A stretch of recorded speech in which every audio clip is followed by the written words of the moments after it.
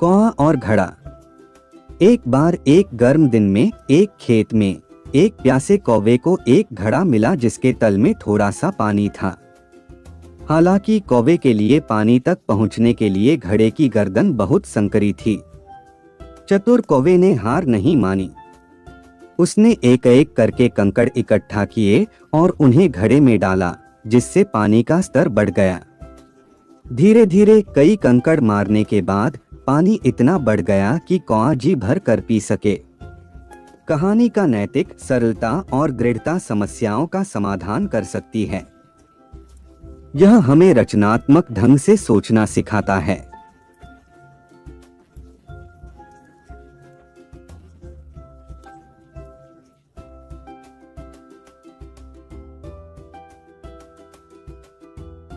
हुए मयूरा हर दिन मायके के चक्कर लगाती रहती है। हेलो मम्मी, हाय भाभी, क्या बात है? आज तो बड़े ही शाही और लजीज पकवान बने जा रहे हैं। कोई दावत शावत है क्या आज हमारे घर पर?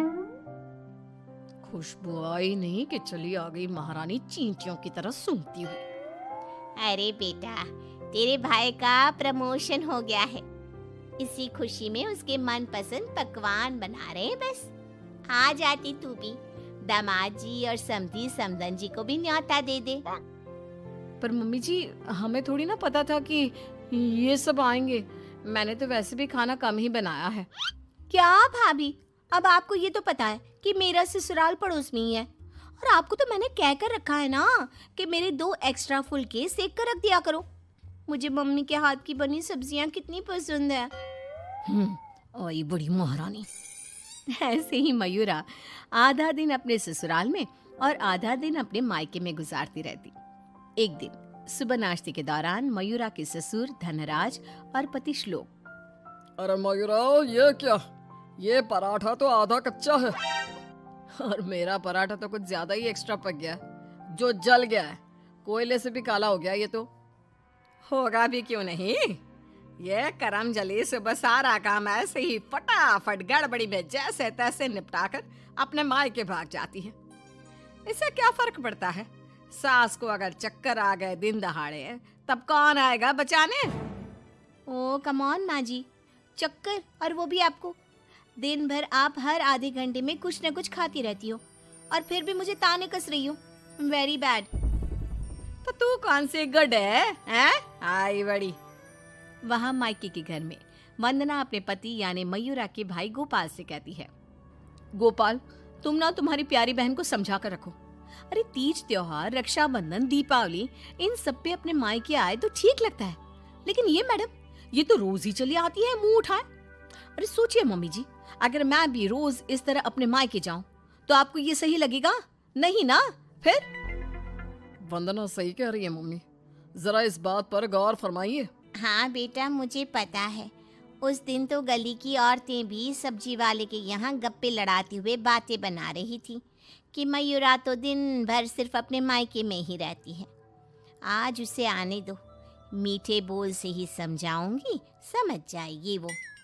फिर जब मयूरा मायके आती है तो, मम्मी, आपको तो कोई दिक्कत नहीं है ना मेरे इस तरह आपसे मिलने यहाँ आने से?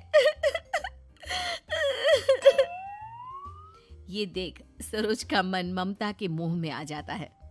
ना बेटी ना, तू ऐसा क्यों सोच रही है और तेरी आंखें नम क्यों है?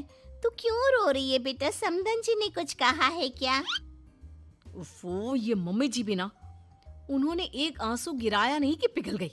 नहीं मम्मी, किसी ने कुछ नहीं कहा, बस आज आपकी बहुत याद आ गई। रोज आपसे मिलती ही हूँ, लेकिन आज पता नहीं क्या हुआ। और इसी के साथ सरोज अपनी बेटी को कुछ नहीं बोल पाती और अब मयूरा का मायके में आना जाना इतना बढ़ जाता है कि वो मायके के फैसलों में भी दखल अंदाजी देने लगती है।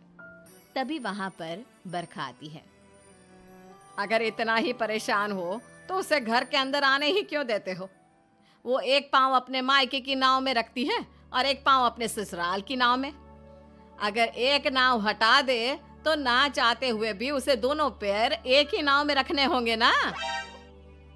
हाँ काकी, एकदम बराबर बात कर रही हैं आप। लेकिन समधन जी, आप अपनी बेटी के मुंह पे दरवाजा लगा पाती क्या? देखिए, मुझे वो सब नहीं पता। अब उसका पूरा संसार उसके ससुराल में बस चुका है। उसे वहां ध्यान देना चाहिए, ना कि इधर मायके में। और इसलिए आप ही हो, उसे यहाँ आने पर आप ही को रोक टोक लगानी होगी। बस यही कहने आई थी। नमस्ते। अगले दिन ससुराल में बरखा की तबीयत खराब हो जाती है और मयूरा उसे बिस्तर पर ऐसे ही छोड़कर मायके भागती है। चली गई मायके, अपनी बीमार सास को बिस्तर पर छोड़कर, निकम्मी कहीं की। रात में जब धनराज और श्लोक दफ्तर से घर लौटते हैं, तब वो देखते हैं कि मयूरा घर पर नहीं है और बरखा अपने कमरे में बुखार से तप रही है। और तो और घर में कुछ खाना तक नहीं बनाया है। आज तो हद ही कर दी मयूरा बहू ने। अरे काम काज का नहीं, लेकिन कम से कम अपनी सास की तबीयत का तो लिहाज रख लिया होता। कोई फिक्र, कोई चिंता नहीं। आप ही ने तो चुनी थी ना ये बहू। कुछ देर बाद मयूरा अपने ससुराल वापस आती है। मयूरा, घड़ी देखी तुमने? हाँ, घड़ी में 2 सुइयां एक साथ कितनी प्यारी लगती है ना। बिल्कुल आपकी और मेरी जोड़ी की तरह। मैं मजाक के मूड में बिल्कुल नहीं हूं मयूरा। तुम्हारा ये मायके से ससुराल, ससुराल से मायके घूमने का तमाशा बहुत हो गया। ये सब कब खत्म होगा? तुम्हें अंदाजा भी है, माँ अंदर 103 बुखार से तप रही है और तुम सुबह से अपने मायके में हो।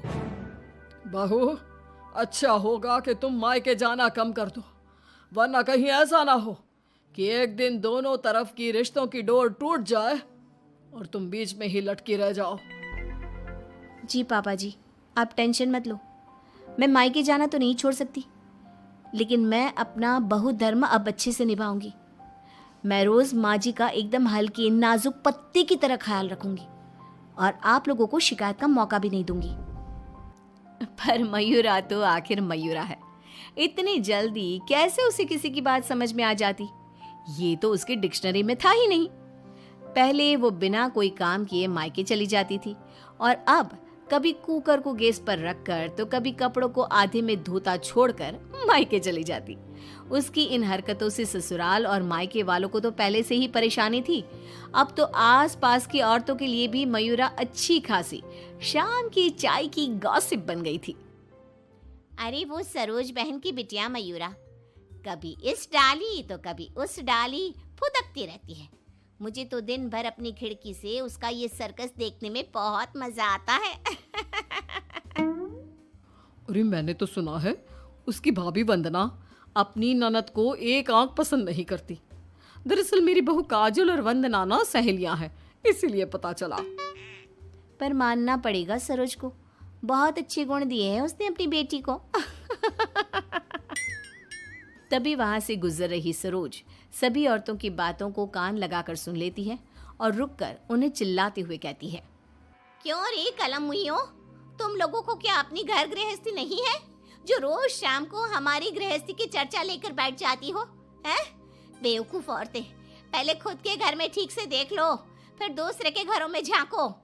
क्यों सल्ला बहन, आपका बेटा तो रोज रात को नशे में धुत लुढ़कता हुआ घर वापस आता है ना, हमने कभी कुछ बोला? और जानकी बहन, आपकी बेटी का इस महीने का 5वां बॉयफ्रेंड उसे रोज गली के कोने पर छोड़ने आता है, लेकिन हमने तो कोई बात नहीं बनाई। इतना बोलकर सरोज वहां से चली जाती है, लेकिन अब पानी सर के ऊपर जा चुका था और थक हार कर परेशान होकर दोनों परिवार वाले आपस में एक साथ मिलकर मयूरा के बारे में बात करते हैं। श्लोक, हमने बहुत बार कोशिश की कि हम मयूरा को रोके मायके आने से, लेकिन वो इतनी ढीठ है कि हमारी बातों को कान के पीछे ही डाले जा रही है। अब पता नहीं वो ये सब जानबूझकर कर रही है या फिर सच में। समधन जी, समधी जी, अब जो भी हल निकालना है आप ही निकाल सकते हैं। दामाद जी कुछ तो कीजिए। कुछ तो आपको करना चाहिए था सरोज जी। अरे बरखा, जैसे हम बहू को रस्सी से बांध कर नहीं रख सकते, वैसे ही एक माँ होने के नाते सरोज जी भी मयूरा को मायके में प्रवेश करने से नहीं रोक सकती। अरे उसने पूरा बचपन बिताया है वहां पर। लेकिन अब नहीं, अब तो इस सब का एक ही रास्ता है, जो काम मैंने 1 साल पहले नहीं किया था वो मैं अब करूंगा। ऐसा क्या कर लेगा तू बेटा? मुझे कंपनी की तरफ से चिरौलीपुरा में ट्रांसफर लेटर दिया गया था, वो भी दुगनी सैलरी के बेसिस पर। लेकिन 1 साल पहले आई इस ऑफर को मैंने मयूरा की खुशियों के लिए ठुकरा दिया था, क्योंकि अगर हम यहाँ से कहीं और जाकर शिफ्ट हो गए तो वो अपने मायके को मिस करेगी। तभी शादी भी नहीं थी, और अब ऐसा कुछ भी नहीं है। तो तुम ये कहना चाह रहे हो कि तुम सब यानी मयूरा के ससुराल वाले अब उसके मायके से दूर चले जाएंगे? जी हाँ, मैं इस ऑफर को अभी भी एक्सेप्ट कर सकता हूँ और फिर हम सब यहाँ से चले जाएंगे। अब हम और कर भी क्या सकते हैं? अगर मयूरा को अपने मायके जाने से रोकना है तो बेहतर यही होगा कि उसके पड़ोस के ससुराल को दूर ले जाए और उसके ससुराल वाले ही अलग जाकर रहे, जिससे वो रोज अपने मायके नहीं जा पाएगी। सभी श्लोक के इस फैसले पर सहमति जताते हैं और फिर मयूरा अपने पति की ट्रांसफर की वजह से शिफ्ट होने की बात को साधारण समझकर अपने मायके से दूर चली जाती है। जो भी कहो, सही मायनों में बहू विदा करके तो मैं अब लाई हूँ।